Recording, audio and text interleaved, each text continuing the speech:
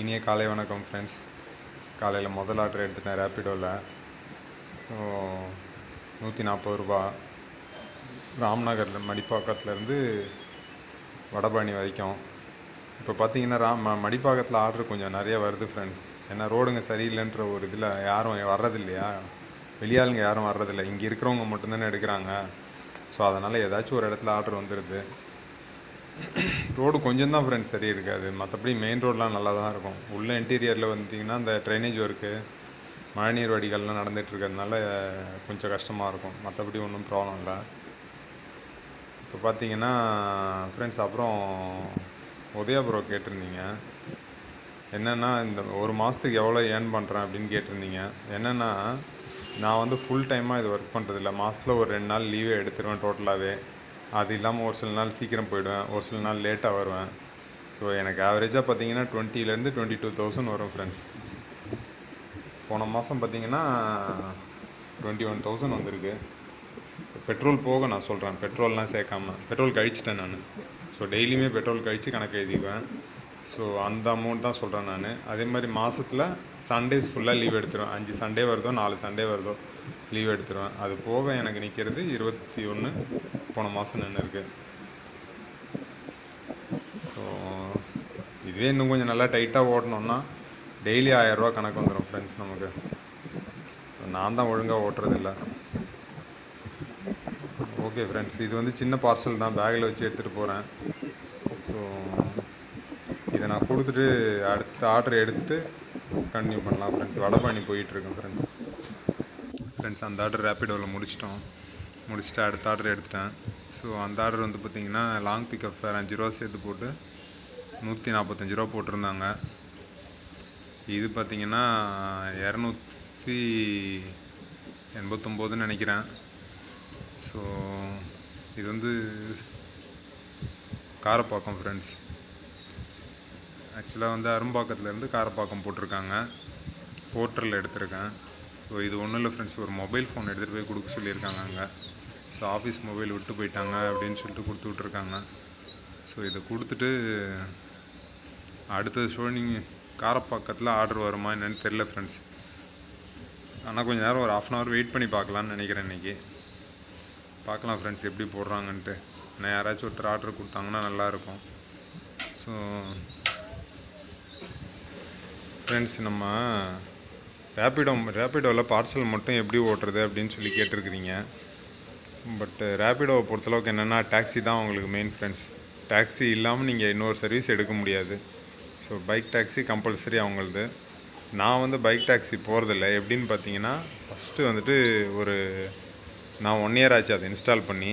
So ஸ்டார்டிங்கில் ஒரு 1 வாரம் ஓட்டினேன் ஃப்ரெண்ட்ஸ். 1 வாரம் ஓட்டினதுக்கப்புறம் தான் எனக்கு பார்சல் ஆக்டிவேட் ஆச்சு. ஸோ பார்சல் ஆக்டிவேட் ஆனதுக்கப்புறம் பார்த்தீங்கன்னா ஃபஸ்ட்டு ஒரு 3 ஆர்டர் எடுக்கணும், அப்புறம் தான் பார்சல் ஆக்டிவேட் பண்ணுவாங்க. ஸோ அது எடுத்ததுக்கப்புறம் பார்சல் ஆக்டிவேட் ஆச்சு. பார்சல் ஆக்டிவேட் ஆனதுக்கப்புறம் நான் வந்து டாக்ஸி ஓட்டவே இல்லை. ஸோ டாக்ஸி என்னாச்சுன்னாக்கா நம்ம ஆர்டர் ஸ்கிப் பண்ணிக்கிட்டே வந்தோம் இல்லையா. ஸோ அதனால் அவங்களே வந்துட்டு நமக்கு பனிஷ்மெண்ட் கொடுக்குற மாதிரி அவங்க வந்து பிளாக் பண்ணிட்டாங்க அதை. ஸோ எப்படின்னா 11 மாதம் பிளாக் பண்ணிட்டாங்க. ஸோ நெக்ஸ்ட்டு 11 மாதம் ஒர்க் ஆகாதுன்னு சொல்லிட்டு. ஸோ நெக்ஸ்ட் மந்தோட முடிய போகுது ஃப்ரெண்ட்ஸ். அது நெக்ஸ்ட் மந்த் வந்துட்டு எனக்கு ரேப்பிடோ டாக்ஸி வந்து ஆன் ஆகிடும். அதுவே ஆன் ஆகிடுச்சுன்னா மறுபடியும் என்ன பண்ணுறதுன்னு பார்க்கணும். ஸோ இப்போ அது இல்லாமல் தொந்தரவு இல்லாமல் இருக்குது. வெறும் பார்சல் மட்டும் எடுத்துக்கிட்டு இருக்கேன். இப்போ பைக் மெட்ரோ அப்புறம் இன்னொன்று ஏதோ ஒன்று கொடுத்துருக்காங்க. பட் நான் அதெல்லாம் ஆக்டிவேட்டே பண்ணல. ஸோ ஃபுட் ஆர்டர் கூட நான் ஆக்டிவேட் பண்ணல. இது மட்டும்தான், பார்சல் மட்டும்தான் எடுத்துகிட்டு இருக்கேன். ஸோ ரேப்பிடோவில் இதுதான் ஃப்ரெண்ட்ஸ் ஸ்டேட்டஸ். நீங்கள் ஆக்டிவேட் பண்ணி தான் ஆகணும் ஃப்ரெண்ட்ஸ். அடுத்த ஆர்டர் ரேப்பிடோவில் எடுத்துட்டேன். இது பார்த்திங்கன்னா 120 ரூபா தான். ஆனால் மதியம் டைம் ரோடு காலியாக இருக்கும். ஸோ கொஞ்சம் பிரச்சனை இருக்காது அப்படின்னு சொல்லிவிட்டு, ஏன்னா பிக்கப் வந்து மெயின் ரோட்லேயே கொடுத்துருந்தாங்க. அப்போது ஆர்டர் வரும்போதே பார்த்துட்டேன். ஸோ பிக்கப் மெயின் ரோட்லேயே, ட்ராப்பும் கொஞ்சம் பரவாயில்ல, குரோம்பேட் தானே, பைபாஸ்லேயே இரநூடி ரோட்லேயே போகிறோம், அதனால் கம்ஃபர்டபுளாக இருக்குன்னு உடனே எடுத்துட்டேன். ஸோ இப்போ பார்த்தீங்கன்னா 1 ஹவருக்கு மேலே நிற்க வச்சுட்டான் ஃப்ரெண்ட்ஸ். போர்ட்டர் ஆர்டர் போடவே இல்லை. இது இல்லாமல் காமெடி என்னென்னா, போர்ட்டரில் ஒரு மெசேஜ் ஒன்று வந்துச்சு, hi order in market please login and ஒர்க்கோ என்னமோ போட்டிருந்தாங்க. ஸோ இதை நம்பி நான் 1 hour உட்காந்துட்டேன் இங்கேயே. ஸோ பட் ஆனால் ரேப்பிடோ நல்ல வேலை போட்டான். லாங் பிக்கப் தான், பரவாயில்ல. ஸோ காரப்பாக்கத்தில் இருந்தேன், பிக்கப் வந்து துறப்பாக்கத்துலேருந்து போட்டிருக்கான். போட்டுட்டு ட்ராப் வந்து பார்த்திங்கன்னா குரோம்பேட் 120 தான் ஃப்ரெண்ட்ஸ். இது ஒரு சின்ன gift மாதிரி ஏதோ கொடுத்து விட்றாங்க. ஸோ ஆன்லைன் பேமெண்ட் தான். போர்ட்டரில் நமக்கு ஃபோட்டோ ஓடிபிலாம் கிடையாது ஃப்ரெண்ட்ஸ். அதனால் டக்கு டக்குன்னு வேலையாகும். ரேப்பிடோவில் நம்ம ஃபோட்டோ எடுத்துகிட்டு அப்லோட் பண்ணிவிட்டு அப்புறம் அவங்கக்கிட்ட ஓடிபி வாங்குறதுக்குள்ளே கஸ்டமர் வந்துட்டு அவசரப்படுறாங்க. ஸோ இது ஒரு கஷ்டம் ரேப்பிடோவில். ஸோ மற்றபடி ஒன்றும் பிரச்சனை இல்லை ஃப்ரெண்ட்ஸ். முதல்லலாம் ரேப்பிடோ ரொம்ப கம்மியாக கொடுத்துக்கிட்டு இருந்தான். இப்போ பரவாயில்ல, ஒரு 11 ரூபா அந்த ரேஞ்சுக்கு கொடுக்குறான். ஸோ போர்ட்டர் ரேப்பிடோ 2 பேரும் ஈவனாக தான் கொடுக்குறாங்க. இப்போதைக்கு போர்ஸோ நார்மலாக கம்மியாக கொடுத்துக்கிட்டு இருக்கான். ஹைக் கொடுத்தான் அப்படின்னாக்கா நல்லா இருக்குது ரேட்டு. ஸோ அதனால தான் வந்து நான் போர்ஸோ அதிகம் எடுக்கிறது இல்லை. ஏன்னா ரேட் கம்மியாக இருக்குது. ரெண்டாவது பிக்கப்பும் ரொம்ப லாங் வருது ஃப்ரெண்ட்ஸ். அதில் இது ஓட்டுற வரைக்கும் ஓட்டுவோமே, ஆர்டர் இல்லாதப்போ என்ன பார்த்துக்கலாம் ஃப்ரெண்ட்ஸ். அடுத்த ஆர்டர் எடுத்துட்டேன். ஆக்சுவலாக என்னென்னா குரோம்பேட்டில் ஆர்டர் வரல ஃப்ரெண்ட்ஸ். ஒரு 1/2 hour நின்னேன். பட் எனக்கு குரோம்பேட்டில் எப்போயுமே ஆர்டர் எடுக்க முடியறதில்ல. ரிங் போகுமே தவிர எடுக்க முடியாது. ஸோ அதனால் அங்கே நிற்கலை, கிளம்பி நங்கநல்லூர் வந்துட்டேன். ஸோ வந்து ஒரு 10 நிமிஷத்துலேயே ஆர்டர் போட்டாங்க. ஸோ குரோம்பேட்டில் தான் ரொம்ப நேரம் வேஸ்ட் பண்ணிட்டேன்னு நினைக்கிறேன் ஃப்ரெண்ட்ஸ். 1 hour கிட்ட ஆகிடுச்சின்னு நினைக்கிறேன். ஸோ இதை எடுத்துகிட்டு, இது பார்சல் கொஞ்சம் வெயிட்டான பார்சல் ஃப்ரெண்ட்ஸ். ஏன்னா எடுக்கும்போதே கேட்டேன் கஸ்டமர் கையில், ஃபஸ்ட் ஃப்ளோர் செகண்ட் ஃப்ளோர்னு தூக்கிட்டு வர சொன்னாங்கன்னா தூக்க முடியாது, எங்கேன்னு கிளியராக சொல்லுங்கள் அப்படின்னு சொன்னேன். அவங்க வந்து ஃபஸ்ட் ஃப்ளோர் தாங்க, ஆனால் லிஃப்ட்டு பக்கத்துலேயே தான் இருக்கும், நீங்கள் பைக்கை லிஃப்ட் பக்கத்துலேயே பார்க் பண்ணலாம், மேலேயும் லிஃப்ட்டு லிஃப்ட்டை விட்டு வெளில வந்ததுமே இருக்கும் அப்படின்னு சொன்னாங்க. சரி, நான் அதனால் எடுத்துகிட்டு வந்துட்டேன். ஸோ பக்காவாக பேக் பண்ணியிருந்தாங்க, வைக்கிறதுக்கு வண்டியில் கம்ஃபர்டபுளாக இருக்குது. பின்னால் வச்சு கெட்டின ரோப் போட்டு நின்றுடுச்சு. ஸோ இதை எடுத்துகிட்டு போயிட்டுருக்கேன் ஃப்ரெண்ட்ஸ். இதை முடிச்சுட்டு எனக்கு தெரிஞ்ச வரைக்கும் நேராக பாரிஸ் போயிடலான்னு பார்க்குறேன் ஃப்ரெண்ட்ஸ். ஏன்னா பாரிஸ் போயிட்டோன்னா இதோட க்ளோஸ் பண்ணிக்கலாம் இன்றைக்கி. மதியம்லாம் 2 தடவை 1 மணி நேரம் நிற்க விட்டானுங்க.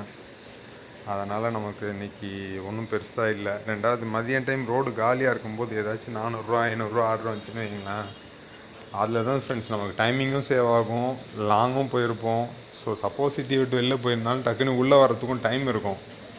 ஏன்னா அந்த மதியம் டைம் டிராஃபிக் இல்லாத டைம் இந்த மாதிரி ஆர்டர் வருது அப்படின்னா அன்றைக்கி தான் ஃப்ரெண்ட்ஸ். கடைசி ஆர்டர் வந்துட்டு இங்கே வடபழனிலேருந்து தாம்பரம் வரைக்கும் friends. 2 drop, 2 pickup, 1 drop. So இருந்த டென்ஷனில் விட்டோம் ஃப்ரெண்ட்ஸ் வீடியோ எடுக்காமல். ஸோ நம்ம கடைசி வீடியோ பார்த்தோம் இல்லையா, கீழ்பாக் ட்ராப்புன்னு சொல்லிட்டு. ஆக்சுவலாக கீழ்பாக் கிடையாது ஃப்ரெண்ட்ஸ், அது வடபழனி அட்ரஸை தான் கீழ்பாக்குன்னு தப்பாக கொடுத்துருக்குறாங்க. ஸோ நான் என்ன பண்ணேன்னா, நான் கீழ்பாக்கு அட்ரஸ் போயிட்டு கஸ்டமருக்கு கால் பண்ணேன் ஃப்ரெண்ட்ஸ். கஸ்டமர் வந்துட்டு அங்கே போனதுக்கப்புறம் சொல்கிறாங்க, ஏவிஎம் ஸ்டூடியோவில் இருக்கிற ஃப்ளாட்ஸு இங்கே கிடையாது அப்படின்றாங்க. அதுக்கப்புறம் அங்கே போனாக்கா அது ஷாப்பு, ஃப்ளாட்ஸ் கூட கிடையாது, ஃபஸ்ட் ஃப்ளோரில் இருக்குது. சின்ன ஷாப் தான், ஆர்கானிக் ஷாப் மாதிரி இருக்குது. இங்கே இருந்துட்டு அங்கே அட்ரஸ் எடுத்துகிட்டு போனாக்கா கஸ்டமர் தெளிவாக சொல்லிட்டாங்க, நான் வே ஃபார்வர்ட் கொடுக்குறேன், நீங்கள் வந்துட்டு எக்ஸ்ட்ரா வர்றதை வாங்கிக்கோங்கன்னு அவங்களே சொன்னாங்க. சரி ஓகேங்கன்னு சொல்லிவிட்டு நான் கிளம்பிட்டேன். பட்டு கஸ்டமர் சைட்டில் போயிட்டு ட்ராப் பண்ணிவிட்டு, அதுவும் ஃபஸ்ட் ஃப்ளோர் எடுத்துகிட்டு போக வேண்டியது இருந்துச்சு. லிஃப்ட்டு ஒர்க் ஆகலை, ஹெவி வேறு, தூக்கிட்டு தான் போனேன். ஸோ அதை ட்ராப் பண்ணிவிட்டு கஸ்டமர்கிட்ட க்ளோஸ் பண்ணாக்கா வேவ் ஃபார்வர்டுக்கு ஆட் ஆகவே இல்லை. அப்புறம் கஸ்டமர் 100 ரூபா கொடுத்துட்டாங்க கஸ்டமர் கேர் கால் பண்ணுறதுக்கு முன்னால். பட் அதுக்கப்புறம் கஸ்டமர் கேர் வேறு கால் பண்ணி நானும் இன்ஃபார்ம் பண்ணேன், கஸ்டமரும் இன்ஃபார்ம் பண்ணாங்க. கரெக்டாக 105 ரூபா வந்துச்சு ஃப்ரெண்ட்ஸ் அடிஷ்னலாக. ஸோ அதை வாங்கிட்டு அப்படியே கொஞ்சம் நேரம் நின்னேன், ஒரு 10 நிமிஷம் தான் நின்னேன். நான் வெளியில் வந்து டீ சாப்பிட்லாமான்னு யோசிச்சுட்டு இருக்கிறதுக்குள்ளேயே ஆர்டர் போட்டாங்க. இன்றைக்கி ஈவினிங் கொஞ்சம் பிஸியாக இருக்குதுன்னு நினைக்கிறேன் ஃப்ரெண்ட்ஸ். ஆனால் இன்றைக்கி ஈவினிங் நல்லா சொதப்பிச்சு ஃப்ரெண்ட்ஸ். ஜியோ விட்டு ஒர்க் ஆகுது நெட்ஒர்க்கு. அதுக்கடுத்தது பார்த்திங்கன்னா ஜிபே ஒர்க் ஆகலை, கஸ்டமரால் ஃபண்ட் ட்ரான்ஸ்ஃபர் பண்ண முடியல. கால்ஸ் வந்து நான் யூஸ் பண்ணுறது பிஎஸ்என்எல், விட்டு கால் போகுது. நெட்டுக்கு மட்டும்தான் ஜியோ யூஸ் பண்ணுறேன். ஸோ ரொம்ப டஃப்பாக இருந்துச்சு. ஆர்டர் எடுக்கலாமா வேணாமான்னு பார்த்துட்டு இருந்தேன். சரி வீட்டுக்கு போகிறப்போ எதுக்கு 300 ரூபாய் விடணும்னு சொல்லி எடுத்துட்டேன். ஸோ இது 2 பிக்கப் ஃப்ரெண்ட்ஸ். ஃபஸ்ட்டு பிக்கப்பில் ஒரு 10 நிமிஷம் நிற்க வச்சுட்டாங்க. பட் செகண்ட் பிக்கப்பில் பார்த்திங்கன்னா தெளிவாக கஸ்டமர் இருந்தார். ஸோ அங்கேயே சொல்லிட்டார், ட்ராப்பில் வாங்கிக்கோங்க, 20 ருபீஸ் சேர்த்து வாங்கிக்கோங்க, 350 கொடுக்க சொல்கிறேன், டெலிவரி பண்ணிட்டு மட்டும் கொஞ்சம் இன்ஃபார்ம் பண்ணுங்கள் அப்படின்னாரு. சரின்னு சொல்லிவிட்டு டெலிவரி முடிச்சுட்டு அவரை கூப்பிட்டு இன்ஃபார்ம் பண்ணிவிட்டு வீட்டுக்கு வந்துட்டோம் ஃப்ரெண்ட்ஸ். ஸோ இன்றைக்கி பார்த்தீங்கன்னா 1050 ஓட்டியிருக்கேன் ஃப்ரெண்ட்ஸ் டோட்டலாக. போர்ட்டர் ரேப்பிடோவில் மட்டும்தான். ஏன்னா போர்ஸோவில் வந்துட்டு ஹைக் இருந்தால் மட்டும்தான் ஃப்ரெண்ட்ஸ் லாபம். ஹைக் இல்லை அப்படின்னு சொன்னால் போர்ஸோவில் நமக்கு வந்துட்டு கிலோமீட்டருக்கு 10 ரூபா தான் கிடைக்கும். ஹைக் வந்துட்டு அவன் 15%லேருந்து 20%க்கு மேலே போனால் தான் நமக்கு லாபம். ஏன்னா அவன் மெஷர் பண்ணுற கிலோமீட்டர் கம்மியாக போடுவான். நம்ம அதை ஆர்டரை அட்டன் பண்ணிவிட்டு அதுக்கப்புறம் வந்துட்டு அதை ஓப்பன் பண்ணி போய் மேப்பில் போய் பார்த்தோம்னாக்கா அவன் போடுறத விட 4 கிலோமீட்டர் 3 கிலோமீட்டர் அடிஷ்னலாக காட்டும். ஸோ அவன் 9% 10% ஹைக் போடுறான்னா வேஸ்ட். அது ஹைக்கே இல்லாமல் இருந்தாலும் வேஸ்ட்டு. ஸோ ஆர்டர் இல்லாத நேரத்தில் மதியத்தில் வேணால் எடுக்கலாம் ஃப்ரெண்ட்ஸ் போர்ஸோ. பட் அது லாஸு. ஒரு 20லேருந்து 25% ஹைக் போடுறான்னா நமக்கு ஒரு கிலோமீட்டருக்கு 11 ரூபா 12 ரூபா அந்த மாதிரி வரும். இல்லைன்னா வேஸ்ட்டு ஃப்ரெண்ட்ஸ். நமக்கு ரேப்பிடோவும் போட்டுரும் இப்போதைக்கு பெஸ்ட்டாக இருக்குது. ஸோ நான் அதை தான் ஓட்டிகிட்டு இருக்கேன். நீங்களே பார்த்தீங்கன்னா தெரியும். இதுக்கு முன்னாலெல்லாம் போர்ஸோ எடுப்பேன். ஏன்னா அப்போ ஹைக் இருந்துச்சு. இப்போ போர்ஸோ வந்து பார்த்திங்கன்னா ஹைக் ரொம்ப கம்மியாக இருக்குது. அதனால் ஃபார்மாலிட்டிக்கு ஒரு ஆர்டர் மட்டும் ஆர்டர் இல்லாதப்போ எடுத்துக்கிட்டு இருக்கேன். மற்ற நேரத்தில் ரேப்பிடோவும் போட்டிருந்தான் ஓட்டிகிட்டு இருக்கேன். ரேப்பிடோ அதே மாதிரி நான் சொன்ன மாதிரி ஃப்ரெண்ட்ஸ் பார்சல் மட்டும் எடுக்க முடியாது. நீங்கள் எடுத்து ஓட்டுங்க, கொஞ்ச நாளில் அவனே பிளாக் பண்ணிவிடுவான் ஆர்டர் எடுக்காமல் இருந்தீங்கன்னாக்கா. ஸோ அதுக்கப்புறம் நமக்கு பார்சல் மட்டும் இருக்கும். Okay friends, thank you friends. நாளைக்கு வீடியோவில் மீட் பண்ணலாம்.